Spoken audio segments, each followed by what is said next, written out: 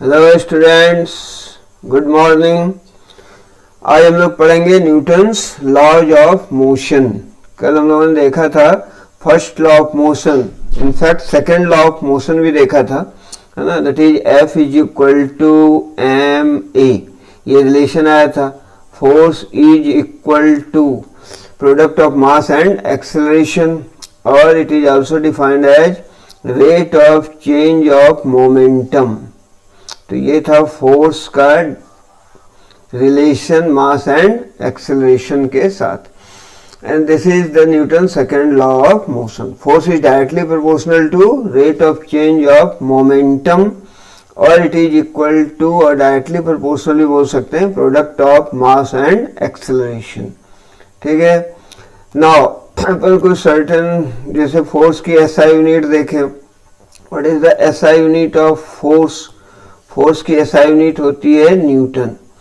SI unit ये भी अपन ने देखा था, SI unit is newton. And 1 newton को कभी डिफाइन करने आता है, व्हाट इज 1 न्यूटन?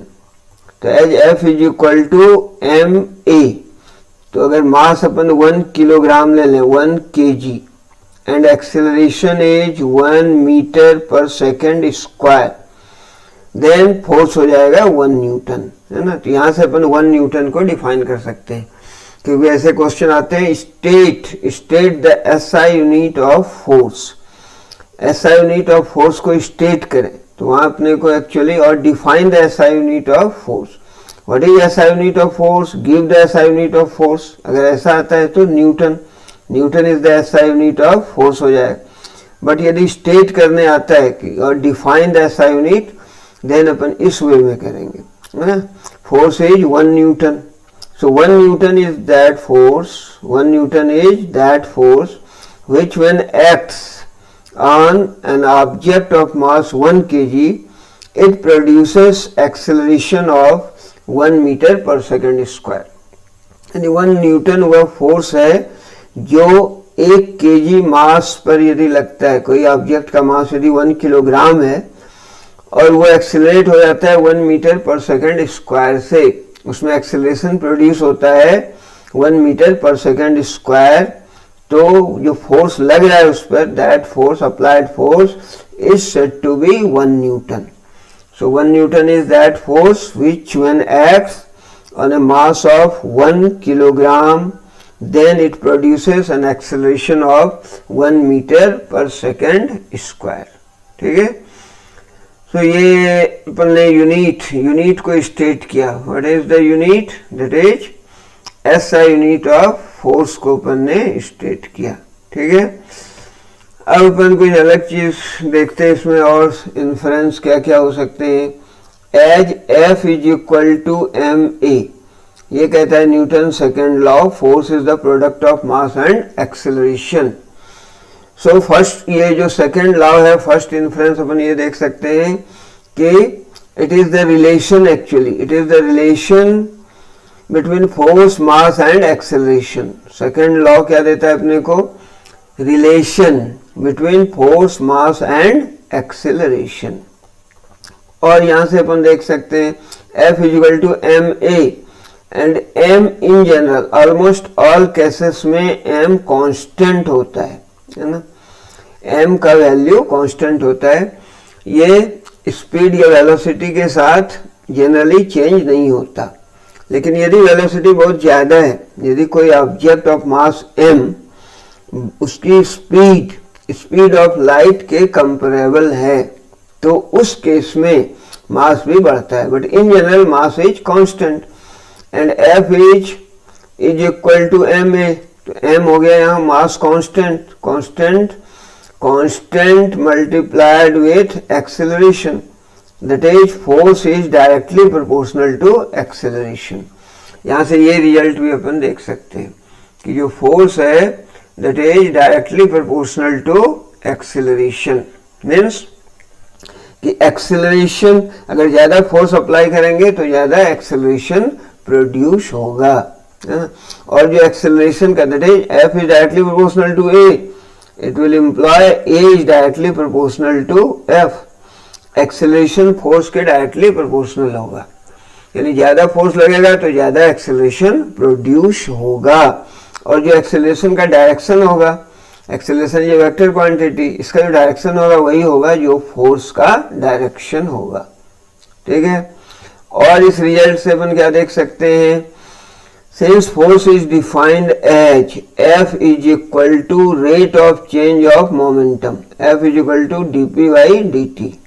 ठीक है, तो अगर मान लें अपन F जीरो है, if external force is zero, F external is zero, यानी फोर्स यदि अप्लाई नहीं हो रहा है, in the case when no force acts on the object, यदि फोर्स नहीं लग रहा है ऑब्जेक्ट पर, तो उस केस में इस रिलेशन से अपन देख सकते हैं कि dp अपॉन dt ये बराबर होगा जीरो। ठीक है, as force is zero, force zero है तो dp बाई dt का जो वैल्यू है वो जीरो आया। It means dp is zero, dt into zero zero, dp zero means change in momentum is zero.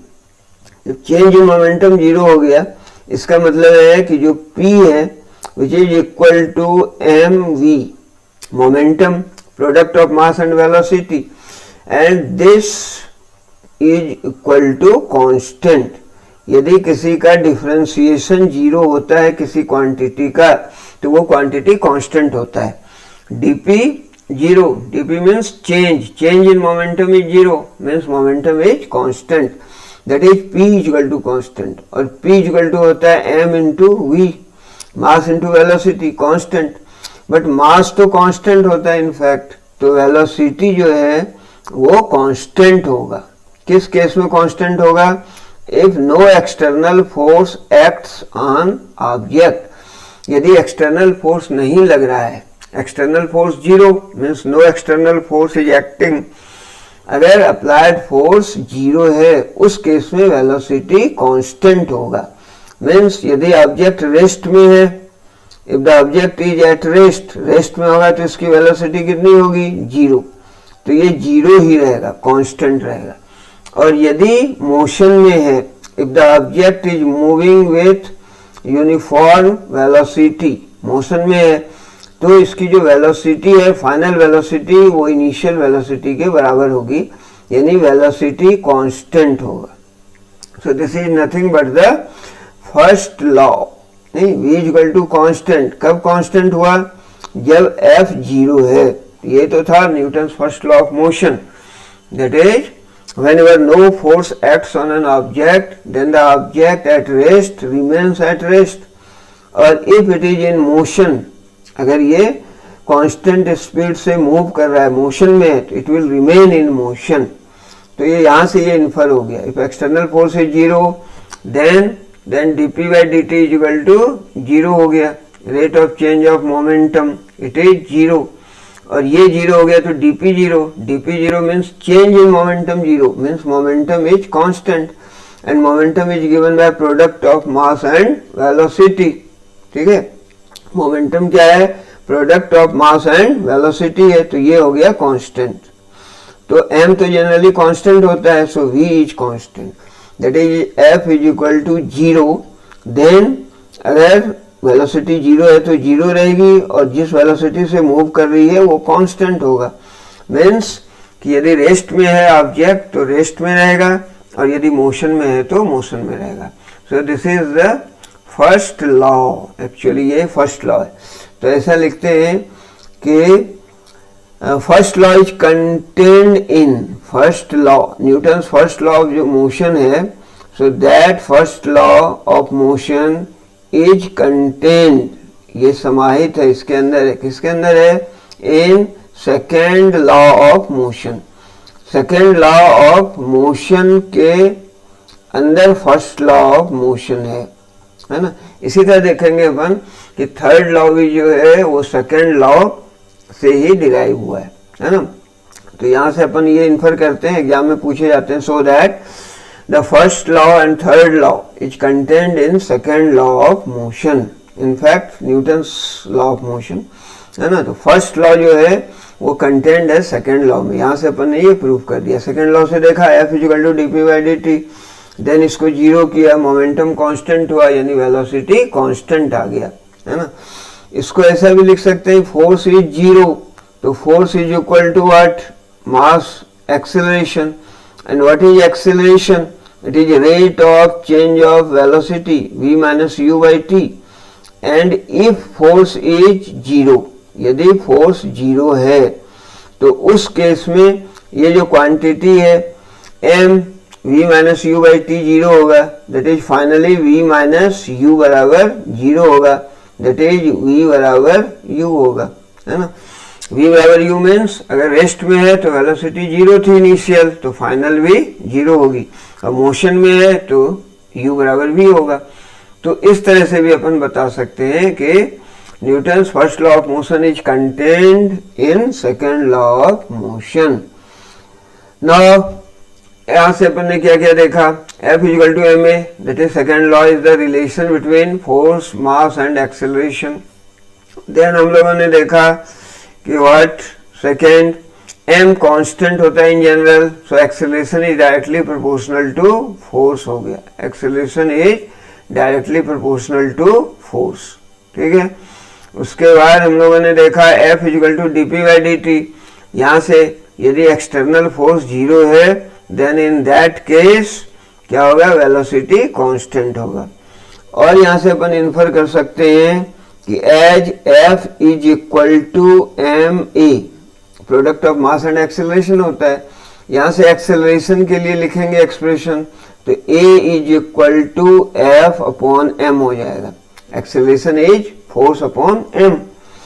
ना यहाँ से अपन इस फैक्ट को यहाँ देखते हैं, अगर फोर्स कांस्टेंट फोर्स लग रहा है then in that case acceleration is inversely proportional to mass होता है, acceleration is inversely proportional to mass, means यदि मास ज्यादा है तो एक्सेलरेशन कम होगा। तो यहाँ से ये फैक्ट अपन बोलते हैं कि mass is measure of inertia, mass is also defined as mass is measure of inertia. वैसे अपन मास को कैसे डिफाइन कर सकते थे, mass it is the quantity of matter content inside a body, but another definition ये भी है कि mass is measure of inertia. यदि मास ज्यादा है, यहां से देखें, acceleration is inversely proportional to mass, यदि मास ज्यादा होगा तो एक्सेलरेशन कम होगा, यानी हैवियर ऑब्जेक्ट है तो उसमें एक्सेलरेशन कम प्रोड्यूस होगा। And what is inertia, actually inertia is resistance to change, resistance to change यानी किसी भी प्रकार के चेंज का अपोज करता है, resistance to change is called inertia. ये अपन ने देखा था, what is inertia, it is the resistance to change और inability to change its state, है ना। तो यानी जिस पोजीशन में उसी में रहना चाहता है। तो यदि मास ज्यादा है, यहाँ से अपन देख रहे हैं मास अगर ज्यादा होगा तो एक्सेलरेशन कम होगा, यानी हैवियर ऑब्जेक्ट में एक्सेलरेशन कम होगा, यानी उसके स्टेट को चेंज करने में क्या होगा, अपने को ज्यादा प्रॉब्लम होगा, है ना। यानी रेसिस्टेंस जो है, रेसिस्टेंस टू चेंज ज्यादा होगा यदि मास ज्यादा है। अगर मास कम है तो एक्सेलरेशन ज्यादा होगा, यानी इजीली अपन अगर रेस्ट में है तो उसको मोशन में ला सकते हैं, ठीक है, या वाइस वर्सा, ठीक है। तो यहाँ से अपन ये भी कहते हैं कि mass is measure of inertia, ठीक है। तो इस फैक्ट पर अपन कोई न्यूमेरिकल भी बना सकते हैं, मान लो इस कंसेप्ट पर simple numerical, F is equal to M A by using this concept. मान लिया कि देयर इज ए कार जिसका मास है 2000 kilogram, and this car is to accelerate, और इसको एक्सेलरेट करना है, इसकी जो इनिशियल वेलोसिटी है दैट इज 5 मीटर पर सेकेंड से इसको एक्सेलरेट करना है, लेट अस सपोज 25 मीटर पर सेकेंड, इन टाइम गिवन है in 5 second, then what is the force needed, तो इस पर अप्लाइड फोर्स यानी कितना फोर्स अप्लाई करना होगा, ठीक है, क्लियर है। यानी ये क्या कह रहे हैं अपन कि कोई ऑब्जेक्ट है, मान लो कार है जिसका मास है 2000 किलोग्राम, और इसको एक्सीलरेट करना है अपने को, इसकी वेलोसिटी इनिशियल है 5 मीटर पर सेकेंड, 25 मीटर पर सेकेंड तक इसको इसका स्पीड इंक्रीज करना है इन 5 सेकेंड, तो कितना फोर्स अप्लाई करना पड़ेगा, तो डायरेक्ट फॉर्मूला पर F is equal to mass multiplied with acceleration. Mass and what is acceleration? Rate of change of velocity, v minus U upon T हो जाएगा. एंड मास का value दिया हुआ है 2000 एंड v दिया हुआ है 25. 25 minus 5 it is 20 and time दिया हुआ है 5 सेकेंड. तो 5 4 जा तो हो गया 8000 न्यूटन. कितना फोर्स लगेगा? 8000 न्यूटन. ये यानी एक बहुत सिंपल सा एक न्यूमेरिकल अपन ने इस फॉर्मूले पर बेस्ड देखा. ठीक है. फिर इसके एप्लीकेशंस क्या हैं डे टू डे लाइफ में, इसका यूज क्या है, Newton second law of motion का यूज क्या है ना. तो जैसे कि यहाँ से हम लोगों ने देखा भी, force is equal to what? Rate of change of momentum dp upon dt. And what is change in momentum? तो final momentum mass into final velocity, initial momentum mass into initial velocity. ये हो गया change in momentum, mv minus mu upon time, ये dt है. ठीक है. तो that is, अगर जैसे इसका एप्लीकेशन ये है कि अगर मोमेंटम को चेंज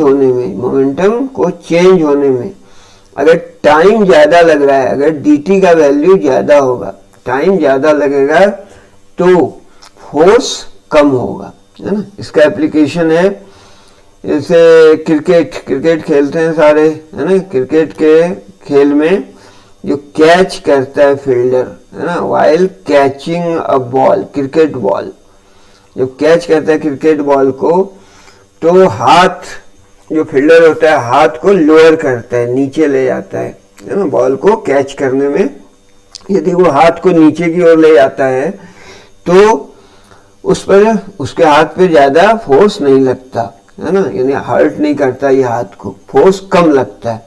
क्रिकेट का बॉल जनरली राउंड होता है ना, ये बॉल, और यदि इसे कैच करना है तो प्लेयर क्या करता है, हाथ को थोड़ा नीचे लाता है. नीचे लाने से ये जो टाइम ऑफ इम्पैक्ट है, ये टाइम बढ़ जाता है. जनरली देखें तो F is equal to simply लिख सकते हैं अपन mv minus mu, change in momentum upon time. तो ये टाइम बढ़ जाता है.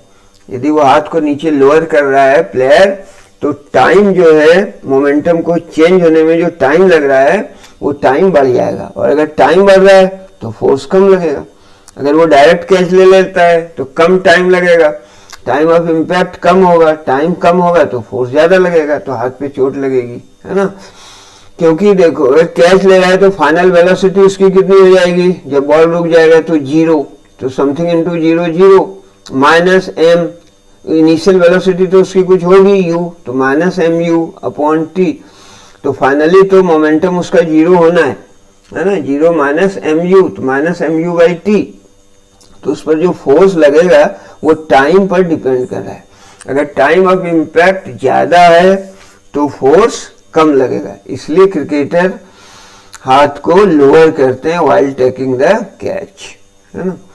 फिर हाई जंप का भी एग्जांपल है. हाई जंप में देखा होगा, हाई जंप करते हुए, है ना. तो हाई जंप के केस में जब जंपर या कोई जब जंप करता है तो नीज को, अपने घुटने को वो मोड़ लेता है ना. नीज को थोड़ा मोड़ लेता है, फोल्ड कर लेता है. तो नीज को फोल्ड करने से जब मैक्सिमम हाइट पर जाता है, वो हाई जंप करता है, मैक्सिमम हाइट पर जाता है तो नीज को फोल्ड कर लेता है. नीज को फोल्ड कर लेने से टाइम ऑफ इम्पैक्ट, जो टाइम है ये बढ़ जाता है. और अगर टाइम बढ़ेगा तो यहाँ से अपन देख सकते हैं, अगर टाइम बढ़ रहा है तो फोर्स कम लगेगा, है ना. समझ में आया. हाई जंपर नीज को बेंड कर लेता है. बेंड करने से अब जो वो ग्राउंड पर आएगा तो ग्राउंड को उसकी जो बॉडी टच करेगी तो उसमें टाइम ज्यादा लगेगा. अगर वो नहीं करता बेंड तो उसकी लंबाई ज्यादा हो जाती, तो फ्लोर को, ग्राउंड को जल्दी टच करता तो टाइम ऑफ इम्पैक्ट कम होता. टाइम ऑफ इम्पैक्ट कम होता तो ज्यादा फोर्स लगता, है ना. और यहाँ क्या हुआ, यदि बेंड कर लेता है तो टाइम ऑफ इम्पैक्ट बढ़ जाता है तो फोर्स कम लगेगा, है ना. उसी तरह लॉन्ग जंप वगैरह में भी देख सकते हैं, है ना, या हाई जंप में भी लोग करते हैं कि जो ग्राउंड होता है उस पर रेत वगैरह बिछा देते हैं, है ना, या फिर वो गद्दे वगैरह डाल देते हैं नीचे, उससे क्या होता है, उससे भी जो टाइम ऑफ इम्पैक्ट है वो बढ़ जाता है। मानो ऐसा कंक्रीट है, कंक्रीट पर कोई जंप कर रहा है, एकदम हार्ड सरफेस है, तो मोमेंटम तुरंत जीरो हो जाएगा, टाइम उसमें कम लगेगा। और यदि उस पर रेत बिछी हो या मिट्टी हल्की हो, खुदी हुई हो, है ना, या गद्दे वगैरह बिछा देते हैं, तो मोमेंटम को जीरो होने में जो टाइम लगेगा वो टाइम ज्यादा लगेगा, जिससे कि कम हर्ट करेगा, उसको कम फोर्स लगेगा, है ना। हाई जंप है, लॉन्ग जंप है, या फिर फ्लोर, है ना, यदि वुडन फ्लोर है मान लो, और एक है कंक्रीट फ्लोर, कंक्रीट, है ना, कंक्रीट फ्लोर है और वुडन फ्लोर है, सतह। तो यदि वुडन फ्लोर पर कोई जंप करेगा, है ना, तो उसको कम चोट आएगी बजाते कि कंक्रीट फ्लोर पर। बस वही रीजन है, क्योंकि वुडन पर जब आएगा तो जो टाइम ऑफ इम्पैक्ट है, मोमेंटम को जीरो होने में टाइम थोड़ा ज्यादा लगेगा in comparison to concrete floor के। तो इसलिए यहाँ वुडन फ्लोर में जो है उसको कम चोट आएगी, है ना। तो these are the various applications day to day life में newton second law of motion का वेरियस एप्लीकेशन है, ठीक है। उसके बाद एक क्वांटिटी है, बोलते हैं इम्पल्स, ठीक है, एक क्वांटिटी है जिसको डिफाइन करना चाह रहे अपन, impulse. What is impulse? Actually जब बहुत लार्ज फोर्स लगता है, very large force acting in a very short interval of time, जैसे क्रिकेट सारे लोग खेलते ही हो, क्रिकेट के खेल में जो बैट्समैन जब शॉट मारता है ना, तो बैट से जब बॉल को हिट करता है, तो शॉट लगाया, सिक्सर मारा, फोर मारा, है ना, तो बहुत ज्यादा फोर्स लगाता है, अप्लाई करता है। जो टाइम ऑफ इम्पैक्ट है ना, बॉल और बैट के बीच जो कांटेक्ट का जो टाइम होता है वो टाइम बहुत कम होता है, टाइम जो है ये बहुत बहुत कम होता है, वेरी वेरी स्मॉल। और फोर्स जो लगता है वो वेरी लार्ज, बहुत ज्यादा फोर्स लगता है for a very small interval of time. तो एफ बहुत ज्यादा होता है, बैट से बॉल को हिट जब करता है तो फोर्स तो बहुत ज्यादा अप्लाई करता है, but very short interval of time. तो इस केस में ऐसे फोर्स को बोलते हैं impulsive force. So what is actually impulse? Impulse जो अपन ने देखा अभी फोर्स के लिए expression, what is force? Force is rate of change of momentum, DP by D था, या इसको अपन लिख सकते हैं force is equal to del P, change in momentum upon change in time, time interval, एक ही बात है। ये कंटिन्यूअस फंक्शन है तो डीपी बाई डी हो जाता है, या this is also change in momentum upon time interval, ठीक है। तो यहां से अपन ने फोर्स के लिए ये एक्सप्रेशन लिखा, F is equal to actually dp by dt, rate of change of momentum, this is force, है ना। तो फोर्स के लिए ये एक्सप्रेशन है। अब यहां से अपन लिख सकते हैं force multiplied with time, F del T, ये बराबर क्या होगा? चेंज इन मोमेंटम के होगा, और ये क्वांटिटी कहलाती है impulse. That is impulse. Impulse कब पिक्चर में आता है? Impulse actually when force is very large force is applied for a very small interval of time. तो वहाँ अलग अलग उसका जो कैलकुलेशन है that is difficult. तो इसलिए इसका प्रोडक्ट कैलकुलेट किया जाता है F times del T. In fact ये बराबर होगा चेंज इन मोमेंटम के, final minus initial momentum, this is equal to the impulse. इसकी SI यूनिट वही होगी, चेंज इन मोमेंटम, यानी मोमेंटम का क्या था? m इंटू वी, किलोग्राम, और वेलोसिटी की हो गई मीटर पर सेकंड, किलोग्राम मीटर पर सेकंड। और यहां से अगर देखें F डेल टी इम्पल्स होता है तो फोर्स का न्यूटन है और टाइम का second, so Newton second is also the SI unit, SI unit of what? Impulse. तो इम्पल्स इम्पल्सिव फोर्स बोलते हैं जनरली अपन, इम्पल्सिव फोर्स।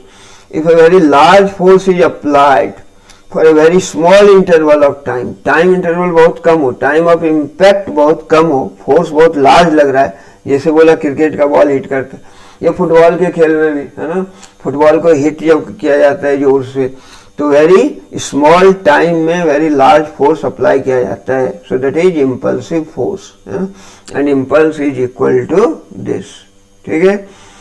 और उसके बाद सर्टेन पैरामीटर्स हैं, सर्टेन, और एक अपने को दिया हुआ है that is force, common forces in nature, है ना। नेचर में जो कॉमन फोर्स हैं, ये फोर्सेस क्या क्या है, मेनली ये कॉमन फोर्सेस 4 टाइप्स के होते हैं, है ना। एक कहलाता है ग्रेविटेशनल फोर्स, इसके बारे में पढ़ाई है, gravitational force, force of gravity, ये सबसे कमजोर फोर्स होता है, weakest force. Gravitational force is the weakest force in fact, ठीक है। ये अपने को पता है, कोई दो मास है, दो मास के बीच सर्टेन डिस्टेंस है तो फोर्स लगता है, and that force is always attractive in nature. ये जो फोर्स है ये हमेशा अट्रैक्टिव होता है, ग्रेविटेशनल फोर्स। किसी भी दो ऑब्जेक्ट के बीच यूनिवर्स में फोर्स ऑफ अट्रैक्शन लगता है, और वो मास के प्रोडक्ट पर डिपेंड करता है, स्क्वायर ऑफ डिस्टेंस के इनवर्सली प्रोपोर्शनल होता है, पढ़ा होगा, है ना। F is equal to G m1 m2 upon D square. तो ग्रेविटेशनल फोर्स। एक होता है electromagnetic force, that is electromagnetic force, यानी दोनों तरह के फोर्स हो गए। इलेक्ट्रोमैग्नेटिक फोर्स, इलेक्ट्रिक फोर्स, अगर कोई दो चार्ज है, point charge in fact Q1 Q2, और इसके बीच का डिस्टेंस r है, तो फोर्स लगता है, and that force is directly proportional to product of charges and inversely proportional to square of distance. तो दो चार्ज के बीच फोर्स लगता है, that is called electrostatic force. Magnetic force, magnet के बीच फोर्स लगता है ना, that is called magnetic force, है ना। ये ग्रेविटेशनल फोर्स से थोड़ा इसका स्ट्रेंथ ज्यादा होता है, स्ट्रॉन्गर होता है। देन एक फोर्स है nuclear force, strong nuclear force and week nuclear force. Strong nuclear force, nucleus के बीच जो पार्टिकल्स होते हैं उसको बोलते हैं न्यूक्लियॉन्स, है ना। न्यूक्लियॉन्स, एटम होता है, और एटम में फिर न्यूक्लियस होता है, न्यूक्लियस के अंदर प्रोटॉन एंड न्यूट्रॉन पाए जाते हैं। फॉर एग्जांपल यदि अपन ने हीलियम का एग्जांपल लिया, तो हीलियम के न्यूक्लियस में 2 प्रोटॉन होते हैं और 2 न्यूट्रॉन होते हैं, ठीक है। एंड ये किस वॉल्यूम में होता है, इसकी जो साइज है, रेडियस है, वो होती है 10⁻⁻15 मीटर, फेम्टोमीटर। तो वेरी स्मॉल वॉल्यूम में प्रोटॉन एंड न्यूट्रॉन होते हैं। अब प्रोटॉन पॉजिटिवली चार्ज है, तो इसके बीच फोर्स ऑफ रिपल्सन लगेगा, है ना। न्यूट्रॉन तो न्यूट्रल है, तो इलेक्ट्रिक जो फोर्स लगेगा प्रोटॉन के बीच फोर्स ऑफ रिपल्सन लगेगा, है ना। बट अपने को पता है कि हीलियम इज स्टेबल, इसका जो न्यूक्लियस है वो स्टेबल होता है, मीन्स ये न्यूक्लियॉन्स, ये जो प्रोटॉन न्यूट्रॉन है इसका जनरल नेम है न्यूक्लियॉन्स। तो इसके बीच एक फोर्स लगता है जिसको बोलते हैं nuclear force, and this force is attractive. ये फोर्स अट्रैक्टिव होता है ना। इसके कारण न्यूक्लियस स्टेबल होता है ना। और एक होता है वीक न्यूक्लियर फोर्स, है ना, week nuclear force, strong nuclear force, और एक होता है वीक न्यूक्लियर फोर्स। ये भी न्यूक्लियस के अंदर होता है, और ये इनस्टेबिलिटी काज करता है ना। न्यूक्लियस, ढेर सारे जो न्यूक्लियस हैं, आगे पढ़ेंगे रेडियो एक्टिविटी वगैरह, है ना, आगे के क्लास में। तो इन दैट अपन देखेंगे कि जो न्यूक्लियस है वो अनस्टेबल भी होता है। तो this instability is due to the weak nuclear force. तो वैसे वांडरवाल फोर्सेस भी होते हैं। तो ये सारे जो हैं some common forces in nature है ना। तो आज अपन ने मेनली सेकेंड लॉ पर फिर से फोकस किया। एक्चुअली सेकेंड लॉ का स्टेटमेंट है F equal to ma, rate of change of momentum. यहाँ से अपन ने SI यूनिट को डिफाइन किया, F इक्वल टू ma। इससे कई कंसिक्वेंसेस देखे, और कैसे first law is contained in second law, ऐसे क्वेश्चन भी पूछे जाते हैं। फर्स्ट एंड थर्ड लॉ ये दोनों ही कंटेंट है सेकेंड लॉ ऑफ मोशन में। इस फैक्ट को अपन ने दिखाया, प्रूव किया। Now mass is a major of inertia, इस फैक्ट को भी देखा अपन ने, एक सिंपल न्यूमेरिकल देखा इस पर based. And then applications of second law of motion देखा अपन ने, and finally common forces in nature. Nature में जो कॉमन फोर्सेस हैं, मेनली 4 तरह के फोर्स होते हैं। ग्रेविटेशनल फोर्स वीकेस्ट फोर्स है, electrostatic force, magnetic force, electromagnetic force भी बोलते हैं, है ना। स्ट्रॉन्ग न्यूक्लियर फोर्स, न्यूक्लियस के अंदर होता है ये, एंड वीक न्यूक्लियर फोर्स, ठीक है। अब ये इलेक्ट्रोस्टैटिक फोर्स है एक्चुअली, या मैग्नेटिक फोर्स, ये क्या होता है, ये अट्रैक्टिव भी हो सकता है और रिपल्सिव भी हो सकता है। अगर सेम चार्ज है तो रिपल्सिव फोर्स होगा, है ना। अगर अपोजिट चार्ज है तो अट्रैक्टिव होगा, लेकिन ग्रेविटेशनल फोर्स हमेशा अट्रैक्टिव होता है। क्यों? क्योंकि चार्ज 2 तरह के होते हैं, बट मास तो एक ही टाइप का होता है ना। तो this is all about Newton second law of motion, और फिर अगले क्लास में अपन देखेंगे Newton third law of motion.